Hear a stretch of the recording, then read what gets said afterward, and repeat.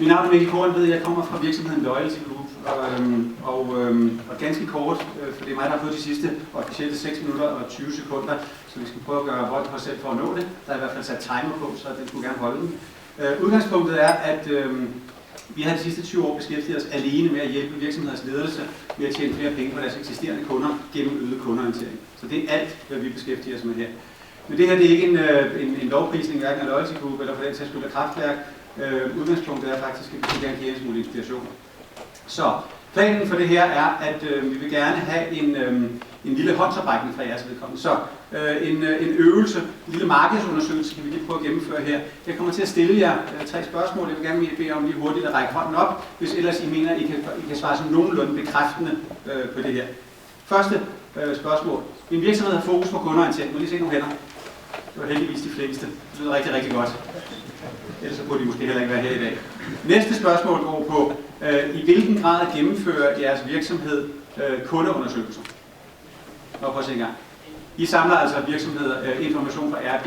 Hvis den er sådan cirka, så er det sådan, som de fleste andre kan afsløre om lidt. Sidste spørgsmål. Den viden, I opsamler fra jeres kunder, er det rent faktisk en viden, som I aktivt anvender til at implementere initiativer i jeres dagligdag? Altså omsætter I de resultater til noget konkret? Hænderne er færre, vi er nok nede på en 10-15% nu eller noget af den stil her. Men det er trods alt relativt ægte og ærligt, fordi den sørgelige nyhed, som jeg kan afsløre over for jer, det er, at når man spørger virksomheder, så siger ca. 95% af dem, at de er kundeorienterede, og de lytter til deres kunder. Så snart man begynder at kratte lidt i overfladen og kigge på, hvad de rent faktisk bruger den viden til, så er det ikke særlig meget. Kun ca. 10% af virksomhederne, de implementerer rent faktisk konkrete initiativer på basis af det, de taler med kunderne omkring. Og kun 5% fortæller faktisk også deres kunder om det. De her sidste 5 minutter, det skal være ren inspiration til jer i dag, det var i hvert fald planen, og muligvis en lille smule provokation, fordi I er nødt til at flytte jer. Der er simpelthen behov for, at der skal ske noget andet og mere end tidligere. Første advarsel i den sammenhæng er, der er ingen quick fixes, når det kommer til kundeorientering. Det her det er ikke noget, som salg og marketing alene bare lige fikser som en kampagne eller som månedens projekt. Det her det er noget, der hænger ved over tid.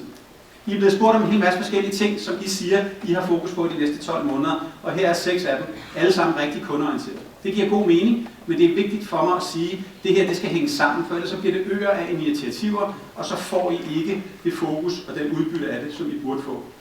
Så målet for jer skal være, at tingene skal hænge sammen i en øget kundeorientering. Det må ikke være de forskellige afdelinger, der tager det her initiativ. Ellers så går det galt. Så det er altså rigtig vigtigt, at kundeorientering kan omsættes til noget konkret, og det er kundeloyalitet.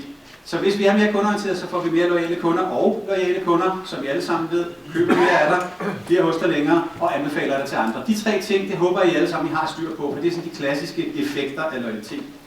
Men også loyale kunder er mindre prisfølsomme. De ser mere værdi i samarbejdet og ønsker rent faktisk gerne at betale op til 10% mere for deres produkter end de andre kunder, fordi de oplever en mere værdi.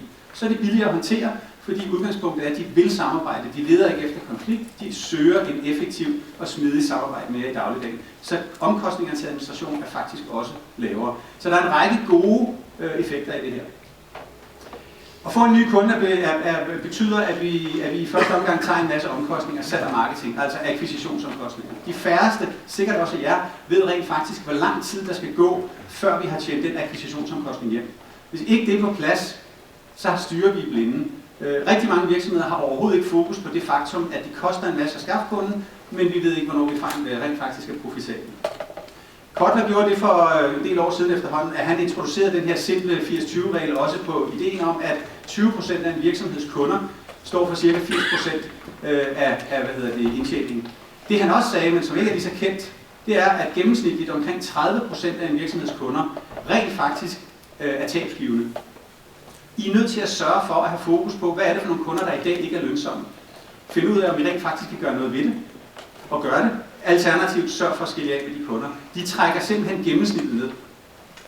Derfor vil vi gerne introducere ideen omkring loyalitet, og det vi plejer at sige, det er, at de fleste virksomheders 2014-budget er baseret på 2013 resultatet gange med en faktor 1,1 eller andet. Det er ikke den rigtige måde at drive virksomhed på alene. Du er nødt til at have et eller andet, der kigger fremad. Det er ligesom kaptajnen, der sejler, styrer sit skib alene på basis af kølvandet. Så fokus er loyalitet. Vi skal have en radar, som fortæller os noget om, hvordan kunderne de rent faktisk fokuserer på det. Her er der et par eksempler på loyalitetsklassificeringer, og det er sådan set ligegyldigt, om man bruger den ene eller den anden. Så længe vi snakker om nogle røde, gule, grønne kunder, så kan alle være med. Og det, der er vigtigt for jer at få dokumenteret, det er effekten af det her.